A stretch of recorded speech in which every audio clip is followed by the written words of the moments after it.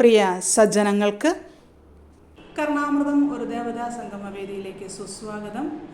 രാമായണ മാസാചരണത്തോടനുബന്ധിച്ച് നമ്മുടെ ചാനലിൽ നടന്നു വരുന്ന പ്രഭാഷണ പരമ്പരയിൽ ഇന്ന് കഥാപാത്രമായ അംഗദനെ കുറിച്ചുള്ള ഒരു പ്രഭാഷണമാണ്. ഇത് നമുക്കായി ഇവിടെ അവതരിപ്പിക്കുന്നത് നമ്മുടെ പ്രിയങ്കരിയായ സരള രാമചന്ദ്രൻജിയാണ്. സരളജിയെ ഞാൻ സ്നേഹത്തോടെ ഈ വേദിയിലേക്ക് സ്വാഗതം ചെയ്യുന്നു.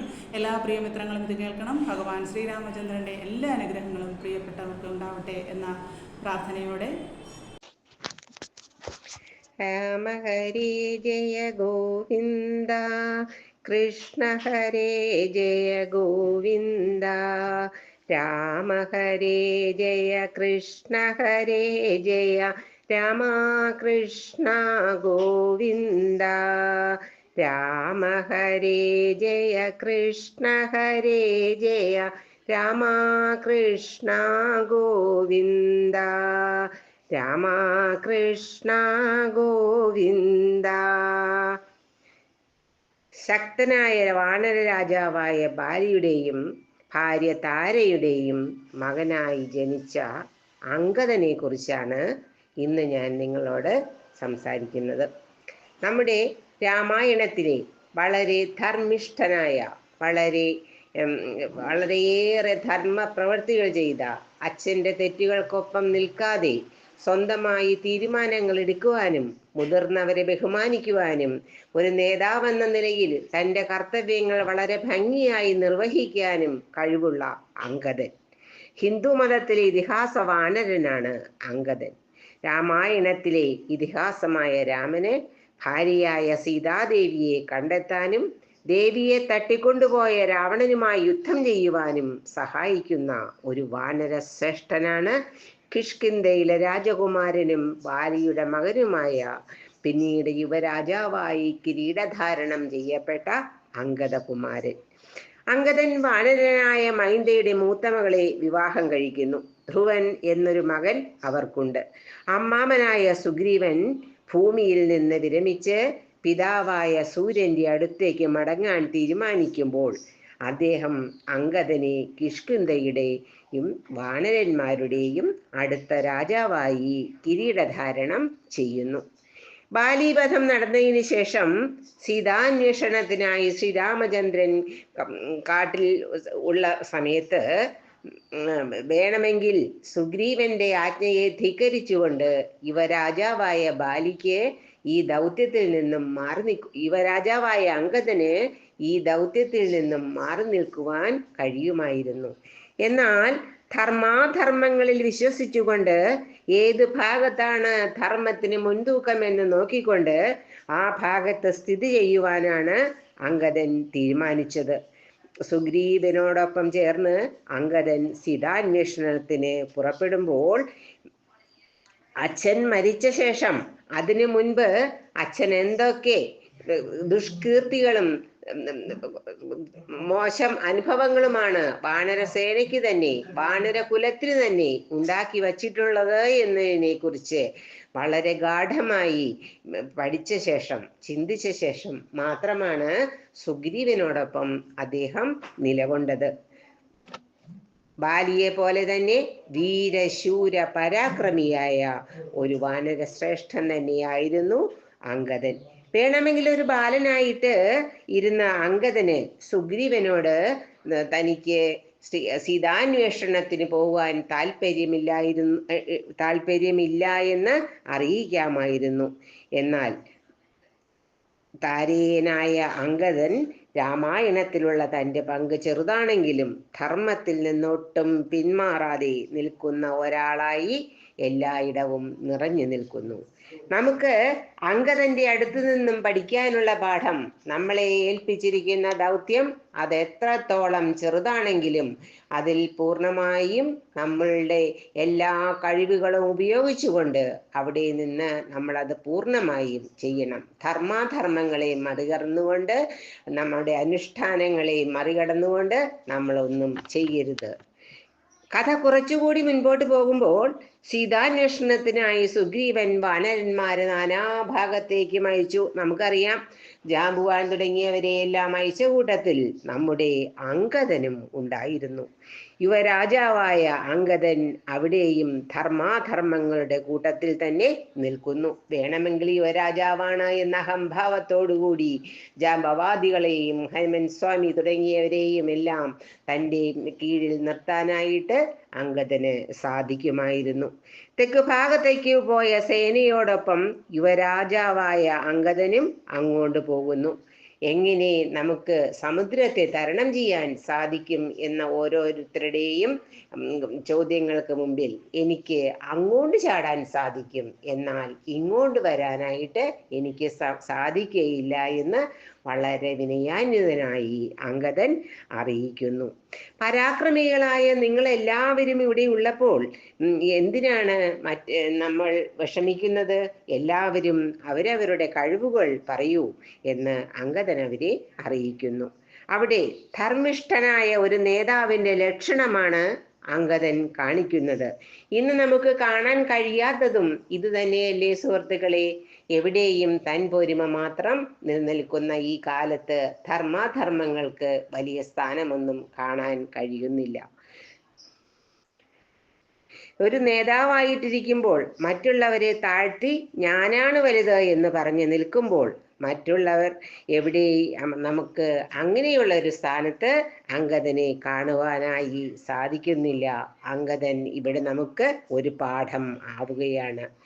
യുവരാജാവായിട്ട് പോലും ഞാനല്ലാതെ ഈ സമുദ്രം തരണം ചെയ്യാൻ മറ്റാരുമില്ല എന്ന ഒരു അഹംഭാവം ഒരിക്കലും അംഗദന്റെ ഭാഗത്തു നിന്നും ഉണ്ടാകുന്നില്ല. യോഗ്യനായ നേതൃത്വം നമ്മളെ ഏൽപ്പിക്കുമ്പോൾ നമുക്ക് തോന്നുന്നത് പോലെ മാത്രമല്ല, എല്ലാവരുടെയും ഉചിതമായ അഭിപ്രായങ്ങൾ അറിഞ്ഞിട്ട് വേണം നമ്മൾ ഓരോ കാര്യങ്ങളും ചെയ്യുവാനെന്ന് അംഗദൻ ഒരിക്കൽ കൂടി നമ്മെ ഓർമ്മപ്പെടുത്തുന്നു. ഇത് ഒരു നേതാവിനെ സംബന്ധിച്ചിടത്തോളം ഒരു നല്ല ലക്ഷണം മാത്രമാണ്. അവസാനമായി അംഗദദൂതിൽ നാം കാണുന്നതും ധർമ്മിഷ്ഠനായ ഒരു അംഗദനെ തന്നെയാണ്. ഹനുമാൻ ലങ്കയിലെത്തി ലങ്കാദഹനമെല്ലാം കഴിഞ്ഞ് ഇരിക്കുന്ന സന്ദർഭത്തിൽ രാവണനോട് അംഗദൻ പറയുകയാണ്, ഇനിയും സമയമൊട്ടും തന്നെ വൈകിയിട്ടില്ല. സീതയെ രാമന് കൊടുത്ത് സഖ്യം ചെയ്ത് യുദ്ധം അവസാനിപ്പിക്കാം. ധാരാളം സൈന്യങ്ങൾ രാമനോടൊപ്പമുണ്ട്. ഇത് നിന്റെ നാശത്തിനാണ് നീ ഒരു യുദ്ധത്തിനായി പുറപ്പെടുന്നത്. ഇതൊക്കെ കേട്ടപ്പോൾ രാവണന് വളരെ തമാശയായിട്ടാണ് തോന്നിയത്. ഒരു കുട്ടിക്കുരങ്ങൻ, ഒരു ചെറിയ ബാലൻ, അവൻ വന്നിട്ട് എന്നെ ഇങ്ങനെ ഉപദേശിക്കുന്നു. അയ്യോ, ഇത് എന്താ ഇവന് ഉപദേശിക്കുന്നത്? ഇവന് രാവണ സൈന്യത്തെക്കുറിച്ച് യാതൊന്നും അറിയില്ല. ഞങ്ങളുടെ സൈന്യത്തെക്കുറിച്ച് അറിയുന്നവനാണെങ്കിൽ നീ ഇങ്ങനെയൊന്നും എൻ്റെ മുമ്പിൽ നിന്ന് സംസാരിക്കുകയില്ല എന്നാണ് രാവണൻ പറയുന്നത്. അംഗദൻ വീണ്ടും വീണ്ടും പറയുകയാണ്, നിങ്ങൾ ഞങ്ങളുടെ സൈന്യത്തെക്കുറിച്ച് അറിയാഞ്ഞിട്ടാണ്. വാനരസേനയിൽ ശ്രേഷ്ഠന്മാരായ യോഗ്യന്മാരായ അനേകം ആളുകളുണ്ട്. ശ്രീരാമസ്വാമിയോട് മാപ്പ് പറഞ്ഞ് സീതാദേവിയെ തിരിച്ചേൽപ്പിച്ച് വംശത്തിന് നാശം സംഭവിക്കാതെ നോക്കുക, കുലധർമ്മം നിറവേറ്റുക. പക്ഷേ രാവണൻ ഇതൊന്നും ചെവിക്കൊണ്ടില്ല. അവസാനം അംഗദൻ പറഞ്ഞു, ഞാൻ ഈ സേനയിൽ ഞാൻ ഇവിടെ നിൽക്കാം. എൻ്റെ വലതുകാൽ ഈ നിൽക്കുന്ന സൈന്യത്തിൽ ആരെങ്കിലും ഒരാളൊന്ന് നീക്കിയാൽ ഞാൻ അപ്പോൾ തന്നെ ശ്രീരാമചന്ദ്രനോട് പറഞ്ഞ് രാമസൈന്യത്തെ മുഴുവനും പിൻവലിപ്പിക്കാം. ഇത് കേട്ട് രാവണന് വളരെയേറെ ചിരിയാണ് ഉണ്ടായത്. ഇത്രയും ചെറിയൊരു കുരങ്ങൻ അവൻ്റെ ഒരു കാൽ ആ വച്ചിരിക്കുന്ന സ്ഥലത്ത് നിന്ന് ഒന്ന് മാറ്റാനായിട്ട് പറഞ്ഞിരിക്കുന്നു, അതും ദശാനനായ എന്നോട്. അപ്പോൾ അവൻ എന്ത് ധിക്കാരമാണ് ഇവൻ ഈ വേദിയിൽ പറയുന്നത്? ഈ എന്തും ചെയ്യാൻ കഴിവുള്ള എല്ലാ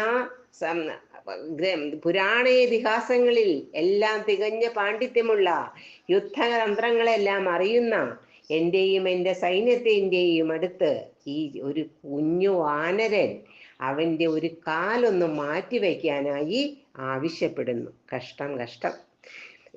രാവണൻ തൻ്റെ സേനയിലെ അംഗങ്ങളെ നോക്കി ഓരോരുത്തരായി അംഗദന്റെ അടുത്തേക്ക് വന്നു. പക്ഷേ ആ കുട്ടിക്കുരങ്ങിന്റെ കാലം നനക്കാൻ പോലും ആർക്കും സാധിച്ചില്ല. ഇന്ദ്രനെ തോൽപ്പിച്ച ഇന്ദ്രജിത്തിനെ കൊണ്ടുപോലും അതിന് കഴിഞ്ഞില്ല എന്നതാണ് വാസ്തവം.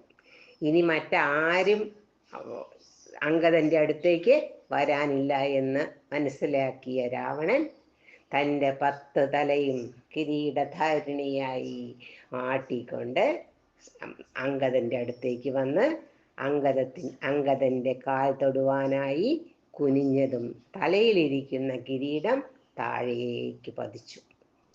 കിരീടം താഴേക്ക് വീണ ഉടനെ തന്നെ അംഗദൻ തൻ്റെ കാൽ പിൻവലിച്ചു.